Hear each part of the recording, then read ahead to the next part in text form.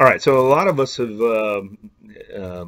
been around the IT infrastructure in a corporation or uh, out and about, maybe online. We've consumed web services, or maybe had ways that we log in to different things. And what we usually use are different vernacular that we see up on the overhead here. Really, let's start from the bottom and kind of enumerate up for this one. It's kind of interesting. Um, Really, one of the most important things that we'll see here for any of the change control within an organization, or user access control, uh, if we can tightly couple that, is account management.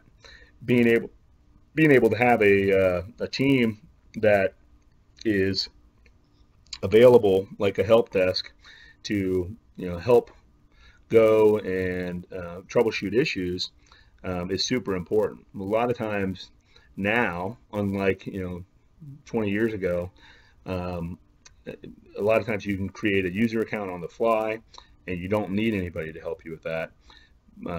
And usually that's the way it is. But across the board, some of these can be very intuitive, and it starts up here with password synchronization. This is a concept that some people may have a little bit of a difficulty with. And usually what we see is, we talked a little bit about those directory services before, and let's say that you're hosting your environment in a Windows environment, like 80% of the world does. So you're using this thing called Active Directory, and Active Directory, inside of it, has the phone book essentially for that organization. You can go and look up a bunch of different things, but it also will have a way that you can enable, disable user accounts, create email accounts, and store or reset the passwords.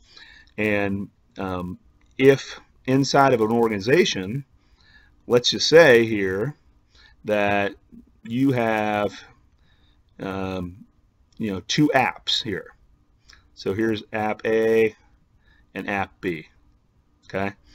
Inside your organization, both of them are using Active Directory for authentication. So if somebody types in user ID and password for authentication to get into B, to get into A, and then it goes and looks it up in Active Directory, and lickety split allows that person access to that. Well, down here you have app C, app D, and app E. Okay, so C, D, and E.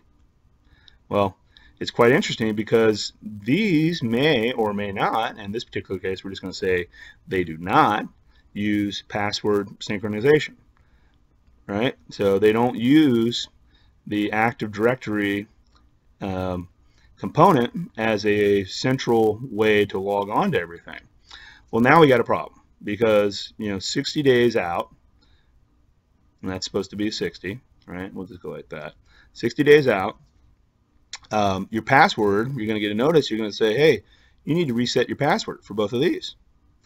Okay, well, it gives you a nice little GUI to put in your user ID and your password, and then it resets. Well, what it'll do is it'll go back to Active Directory and actually reset the password, and then for these two, A and B, they'll be synchronized. Well, down here, immediately on day 60, now we got a problem, right? C, D, and E probably have the different passwords than A and B do now, and now you have to figure out a way to manage your passwords. And this is a big problem within organizations. I know I was doing working on a project for NASA, and NASA, on the project that I was working on, they had over 600 applications that were south of this line right here that did not use a central directory server to be able to authenticate. So that meant that we had to link up each one of these to a directory server to be able to get this thing for essentially password synchronization, as well as a centralized account management, because each one of these down here had its own way to create user IDs and passwords, since it wasn't up here with Active Directory.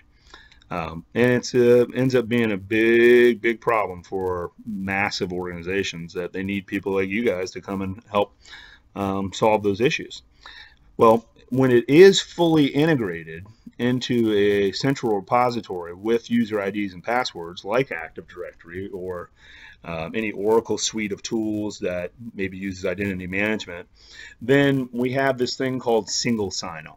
And essentially, single sign-on, you sign on one time, and then essentially during, as long as your session is active while you're on the network, then any of these guys down here, that are down here, any of these guys, A, B, C, D, and E, will not require you to log into them.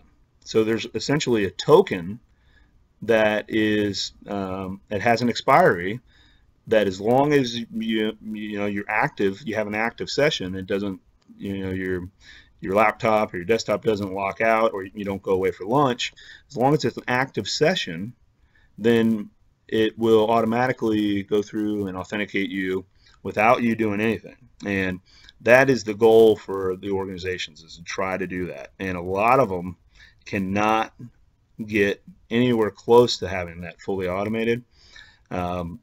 Usually you'll hear another term used instead of single sign-on. It's reduced sign-on. But for the purposes of your exam, you definitely need to know what single sign-on is, how passwords get synchronized, and account management. These other two here that I have listed, self-service and assisted password reset, these are kind of self-explanatory in my opinion here. The self-service usually allows you to go in and put some cognitive things in, like type in your mother's maiden name. A lot of companies have moved away from asking that question, and rather they're going towards what's your favorite movie of all time, or what was your first school that you went to, or hey, what's your favorite color, what was your first pet's name, or something besides your mother's maiden name, because a lot of times people don't like giving up their mother's maiden name, but also that's if that was compromised, that'd be a pretty significant thing to be compromised as well. And then an assisted password reset is kind of an interesting thing, that, hey, you know what, I can't reset my password, I got to call up the help desk. And recently, I know in our area here, WOW, who used to be Knology, they actually started charging $5 a phone call. So if you actually need somebody on technical support and you can't go to their frequently asked questions, now they're going to charge you $5. And the first time that I called them up, I was just like, I don't want to pay $5 to get somebody who probably can't troubleshoot any better than I can. And it really made me think twice about whether or not I need somebody's help. So I was able to, I haven't called them since, and I was able to figure it out on my own. But that's really what an assisted password reset is. You need to call somebody, there's an issue, and you need to maybe unlock the account because they tried to log in with the wrong password too many times, or something goofy is going on and it's an anomaly, so you need the help. And for that particular purposes, it's pretty good to be able to have somebody, and usually you need help. So that's really what in password management components with account management, that's really what this is about.